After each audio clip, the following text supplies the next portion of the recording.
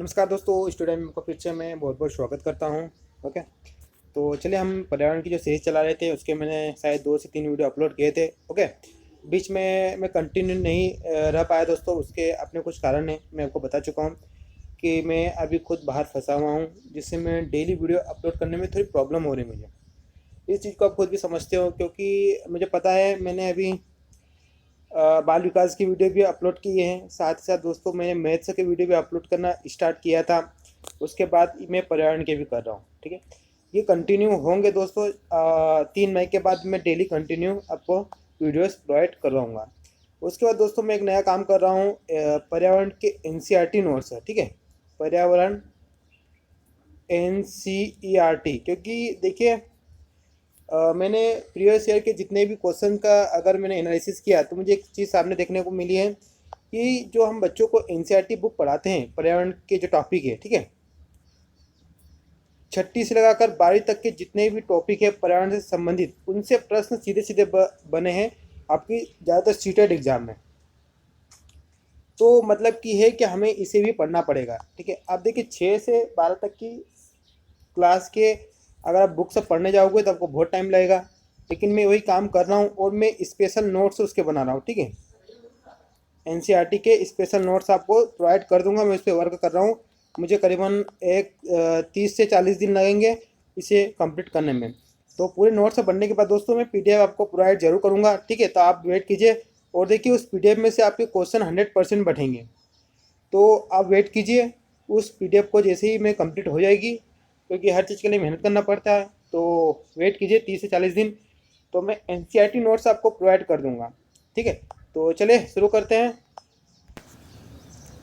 दोस्तों। शुरुआत करने से पहले मैं एक बात और शेयर कर देना चाहता हूँ। वीडियो को स्किप मत कीजिए, वीडियो को पूरा देखिए, आपका ही फायदा है। दूसरी बात, मैं एक बात ये बताना चाह रहा हूँ कि मैं पहले ऑब्जेक्टिव इसलिए डिस्कस कर रहा हूँ क्योंकि देखिए हम गलती क्या करते हैं। सबसे पहली गलती हमारी यही होती है कि हम डायरेक्ट थ्योरी पढ़ते हैं। लेकिन दोस्तों थ्योरी अगर आप डायरेक्ट पढ़ने जाओगे तो थ्योरी बहुत सारी होती है। किसी भी टॉपिक की अगर थ्योरी अगर पढ़ोगे तो उसकी मोटी मोटी बहुत सारी बुक्स मिलेगी।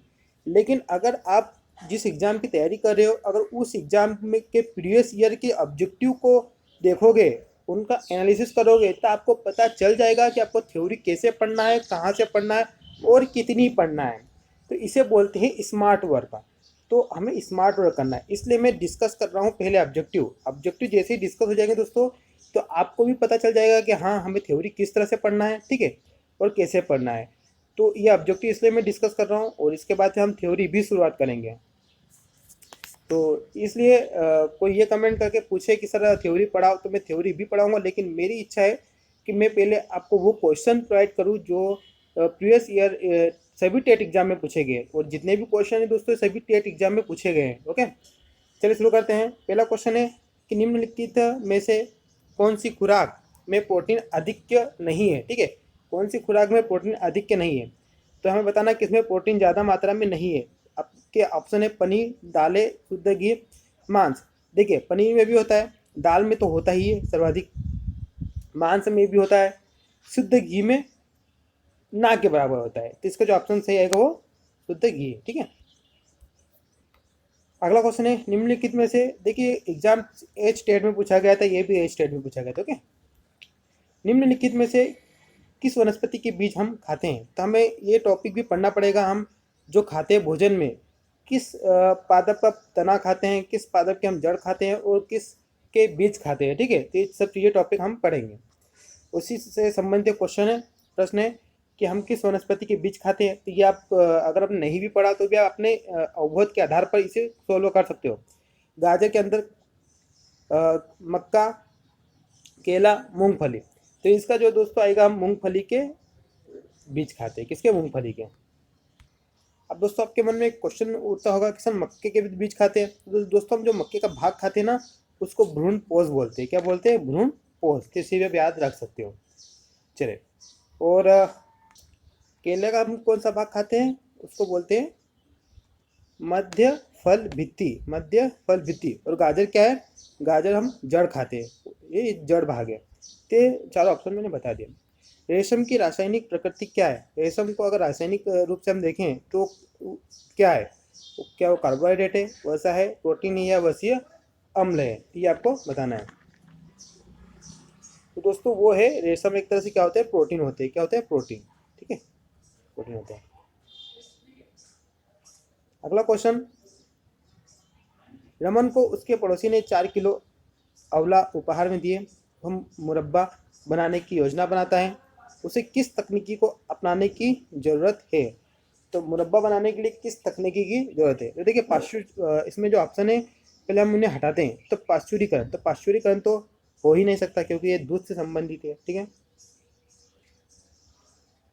उसके बाद अपघटन भी नहीं हो सकता। अब आपका बचा है संरक्षण व परिरक्षण। तो संरक्षण नहीं होगा दोस्तों, संरक्षण तो हम बचाने की विधि को बोलते हैं। तो इसका जो सही ऑप्शन आएगा वो परिरक्षण। ठीक है, तो मुरब्बा परिरक्षण।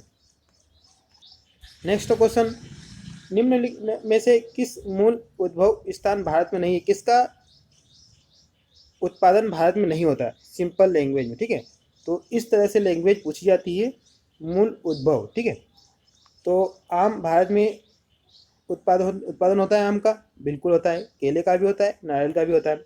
स्ट्रॉबेरी एक ऐसा है जिसका नहीं होता। ठीक है, आपको अगर नहीं पता है तो भी आप यहाँ पर क्या कर सकते हो, देखो आपको पता नहीं है कि स्ट्रॉबेरी का उत्पादन भारत में होता है या नहीं होता है, मुझे भी नहीं पता है। ठीक है, लेकिन मुझे ये पता है कि आम का उत्पादन होता है भारत में, केला भी भारत में ही लगता है, नारियल भी पाया जाता है भारत में ही। ठीक है, नारियल के पेड़ भी।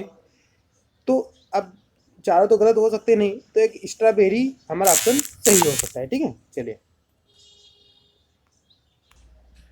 रक्त का थक्का बनने में सहायक है, तो ये विटामिन से पूछा गया है।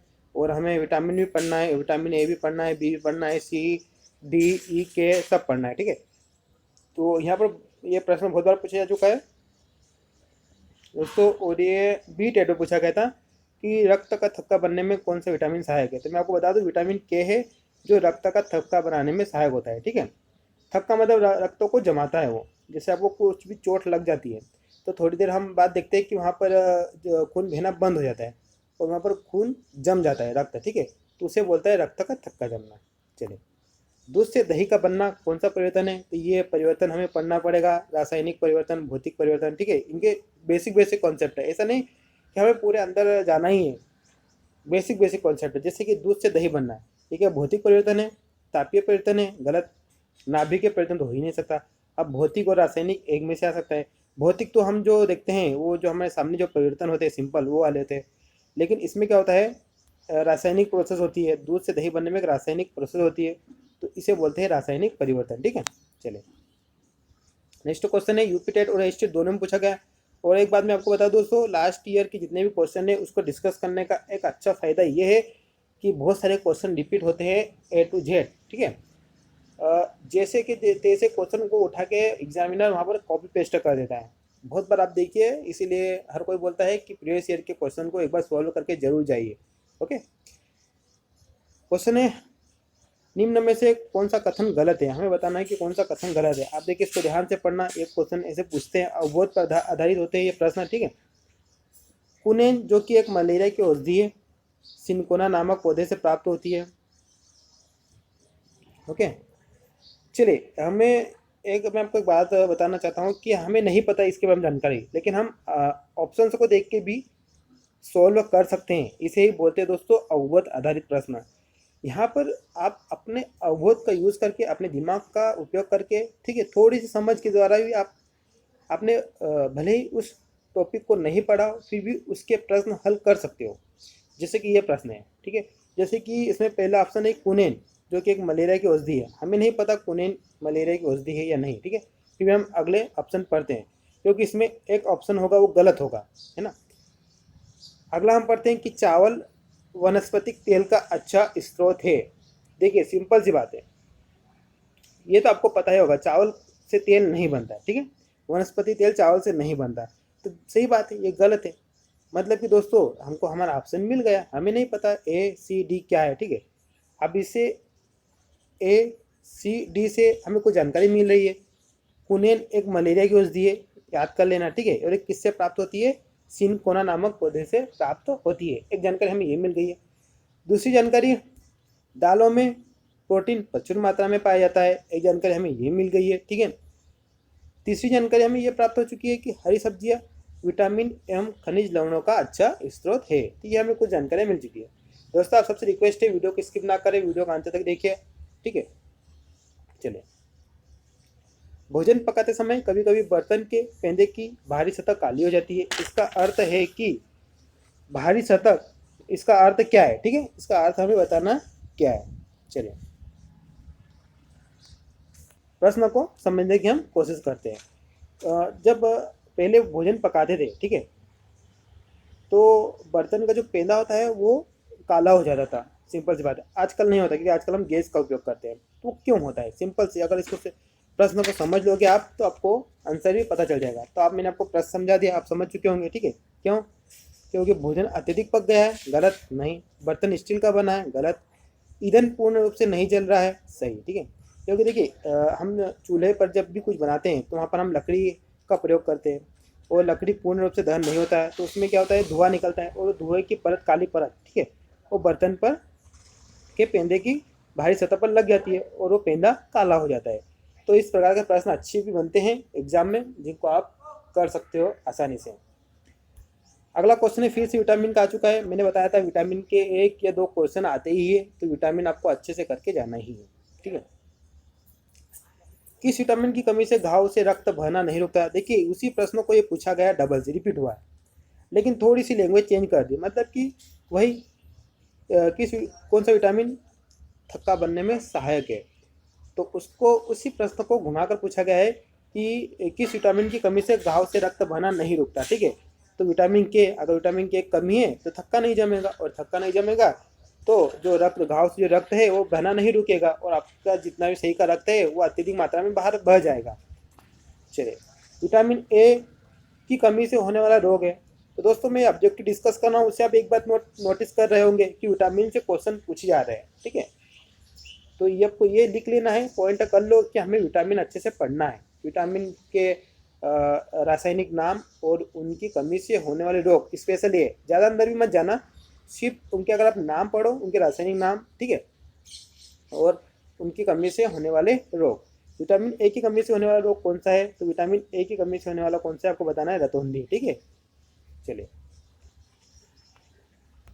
तो देखिए, एक्स्ट्रा थोड़ी जानकारी देता हूँ मैं आपको। रिकेट्स विटामिन डी की कमी से होता है, ठीक है।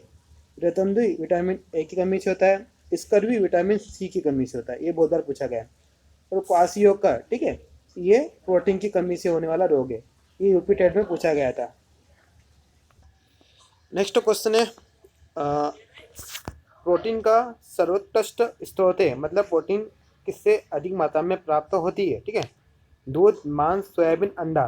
तो मैं आपको बता दूं, इस ऑप्शन में आएगा सोयाबीन, ठीक है। दाल जो होती है सोयाबीन, इनसे अधिक मात्रा में प्रोटीन प्राप्त होता है। भिंडी में पाया जाता है। देखो, भिंडी एक हरी सब्जी है, आप सबको पता होगा, ठीक है। तो हरी सब्जी में बहुत सारे तत्व पाए जाते हैं, ठीक है। अगर आपको इस तरह से प्रश्न मिले, तो अगर आपको नहीं पता हो, और अगर आपको ये ऑप्शन मिले, ये सभी नहीं पता हो तब, ठीक है, मेरी बात को ध्यान सुनिए, अगर आपको नहीं पता है तब आप ये सभी वाला लगा सकते हो, क्योंकि इसकी प्रोबेबिलिटी बहुत ज़्यादा रहती है। तो भिंडी में phosphorus, vitamin A, vitamin C, ये सभी पाए जाते हैं। तो एक हरी सब्जी है ये, इसीलिए डॉक्टर हरी सब्जी खाने के लिए हमें कहते हैं। नेक्स्ट क्वेश्चन है, भारत में फलों के अंतर्गत सर्वाधिक क्षेत्र हैं, नींबू का, अमरूद का, आम का, पपीते का। ये भी अगर आपने नहीं पढ़ा हो तो आपको पता होना चाहिए कि हमारे यहाँ आम जो कि फलों का राजा है, ठीक है। तो इस तर्क से आप इस क्वेश्चन को टिक कर सकते हो। फिर से मैं बोल रहा हूँ, अगर आपको नहीं पता है तभी आप इन मेथड्स का यूज़ करें, अगर आपको पता है तो फिर आपको कोई प्रॉब्लम ही नहीं होगी, ठीक है। नेक्स्ट क्वेश्चन है, निम्नलिखित में से किस वर्ग में प्रोटीन प्रचुरता है? किस वर्ग में प्रोटीन की प्रचुरता है, ठीक है। मतलब यहाँ पर कुछ ग्रुप दिए गए हैं, हमें ये बताना है कि किस ग्रुप में सबसे ज़्यादा प्रोटीन पाया जाता है। दूध में पाया जाता है, ठीक है, यहाँ पर आम, गाजर नहीं। अंडा, मटर, सब मछली, अंडा मटर में भी अधिक मात्रा में प्राप्त होता है। सोयाबीन, चना, मक्का। अब देखिए, मैंने आपको बताया था कि सोयाबीन में प्रचुर मात्रा में प्रोटीन होता है, तो सोयाबीन ऑप्शन हमें मिल गया, ठीक है। और चना, ठीक है, तो ये हमारा सी इसका सही होगा। मनुष्य के शरीर की जैव रासायनिक प्रयोगशाला है, तो किसे मनुष्य के शरीर की जैव रासायनिक प्रयोगशाला कहते हैं? तो ये भी इंपॉर्टेंट क्वेश्चन है, ये भी पूछा गया था दोस्तों। तो मनुष्य की शरीर की जैव रासायनिक प्रयोगशाला है यकृत, ठीक है, नाम ध्यान रखना है यकृत। चलिए ये क्वेश्चन अगला पढ़िए। हम भोजन करते हैं एवं पाचन होता है। इस पचित भोजन भोजन के उपयोग पदार्थों का अवशोषण होता है। मतलब कि दोस्तों ये क्वेश्चन बहुत बार पूछा जा चुका है दूसरी एग्जाम समय भी, ठीक है, वनडे एग्जाम समय, कि भोजन का अवशोषण अधिक मात्रा में कहाँ पर होता है। तो अमाशय की दीवार से, छोटी आंत की दीवार से, बड़ी आंत की दीवार से, या यकृत से। तो इसका जो ऑप्शन होगा, छोटी आंत में आपका जो अवशोषण होता है भोजन का, ठीक है, वो छोटी आंत में होता है। नशीली दवाओं की लत को नियंत्रित करने हेतु आमतौर पर प्रयुक्त की जाने वाली औषधि का नाम क्या है, ठीक है। तो मैं आपको बता दूं, उस औषधि का नाम है पेथिडीन। पेथिडीन औषधि का यूज़ किया जाता है जो नशीली दवाओं की जो लत लग जाती है उसको नियंत्रित करने, कंट्रोल करने के लिए, पेथिडीन। पके हुए चावल रेफ्रिजरेटर में अपेक्षाकृत लंबे समय तक परिरक्षित किए जा सकते हैं क्योंकि, ठीक है, हम देखिए पके हुए चावल को हम कहाँ पर रखते हैं, फ्रिज में। तो हमने बात नोटिस की होगी, फ्रिज में हम अधिक समय तक उनको सुरक्षित रख सकते हैं। तो क्यों, ये सीटेट में पूछा गया था, ठीक है, इस तरह के क्वेश्चन ज़्यादा बनते हैं। तो कम तापमान पर भोजन का नमी तत्व घट जाता है, गलत। रेफ्रिजरेटर में कुछ ऐसे रसायन होते हैं जो रोगाणुओं को नष्ट कर देते हैं, ऐसे कोई रसायन नहीं होते हैं, ठीक है। कम तापमान पर रोगाणु निष्क्रिय हो जाते हैं, ये सही हो सकता है, लेकिन हमें अगला भी पढ़ना पड़ेगा। रोगाणु कम तापमान पर नष्ट हो जाते हैं, तो ये आप दो कंफ्यूज कर सकते हैं, ठीक है। लेकिन दोस्तों मैं आपको बता दूं, रोगाणु नष्ट नहीं होते हैं, वो कम तापमान पर निष्क्रिय हो जाते हैं, ठीक है। तो इसका जो सही ऑप्शन होगा सी होगा, कम तापमान पर रोगाणु निष्क्रिय हो जाते हैं। नेक्स्ट क्वेश्चन है विटामिन। तो ये सीटेट में पूछा गया था। तो विटामिन एक ऐसा टॉपिक है जो एग्जाम में पूछा ही जाता है। तो मैं आपको दोस्तों और इस बात पर जोर देना चाहता हूँ कि आप विटामिन को अच्छे से करके जाइए। इस पर मैं एक स्पेशल वीडियो तो बनाऊंगा ही, लेकिन आप भी अपनी तरफ से पढ़े, ठीक है, किसी दूसरे के भरोसे रहने से अच्छा है आप खुद भी इन चीज़ों को अच्छे से कवर करें। जो हिमजन्य रोग होते हैं उनके बचाव के लिए थोड़ी मात्रा में आवश्यक होते हैं। हमारी उपापचयन दर बढ़ाकर भार में कमी लाते हैं। स्वस्थ रहने के लिए दवाई के रूप में लिए जाते हैं। पेशी विकास करने करके हमें ताकतवर बनाते हैं। तो इसका क्या आएगा दोस्तों, जो विटामिन होते हैं वो रोगों से बचाव करते हैं, ठीक है। तो इसका जो ए आएगा वो सही आएगा। तो ये आज हमारे दोस्तों 20 क्वेश्चन डिस्कस किए। ये भोजन टॉपिक है, जो हमारा भोजन, ठीक है, स्वास्थ्य, उस टॉपिक का ये पहला पार्ट है। इसके मैं 20 क्वेश्चन और डिस्कस करूँगा, तो नेक्स्ट पार्ट में कर दूंगा, ठीक है। मैं कोशिश करूँगा आपको कल ही वो टॉपिक भी मिल जाए। तो चलिए मिलते हैं नेक्स्ट वीडियो में, तब तक के लिए जय हिंद जय भारत दोस्तों। और आपने अगर अभी तक सब्सक्राइब नहीं किया है तो कर लीजिए, आपको अच्छे अच्छे चीज़ें मिलेगी दोस्तों। MP टेट सी टेट के लिए तो आपको स्पेशल करना ही चाहिए, हमारे चैनल से जुड़ना ही चाहिए। NCERT नोट्स पर मैं काम कर रहा हूँ, जल्द ही वो आपको नोट्स भी प्रोवाइड मिल जाएंगे। धन्यवाद।